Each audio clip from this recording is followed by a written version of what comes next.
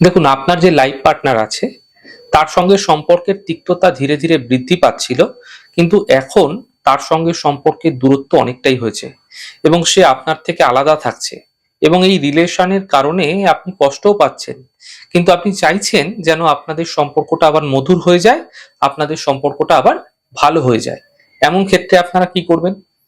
দেখুন, কালকে অর্থাৎ আগামীকাল যে বুধবার আছে, এই দিনকে আপনারা একটি মধুর শিশি নিয়ে নেবেন ছোট, তার মধ্যে শ্বেত আকন্দের যে শেকড় আছে সেই শেকড় ভরে দেবেন এবং এই মধুর শিশির মধ্যে একটি ছোট্ট সোনার বল, ছোট্ট বল হলেই হবে, এবং একটি ছোট্ট রূপোর বল এবং একটি ছোট্ট তামার বল ভরে দেবেন এবং আপনাদের দুজনের দুটো ছবি আপনারা দুটো পিঠে একসঙ্গে আটকে দেবেন এবং একসঙ্গে আটকে আপনারা তার মধ্যে আপনার মন মতো পারফিউম স্প্রে করে মধুর শিশির মধ্যে ভরে দিন।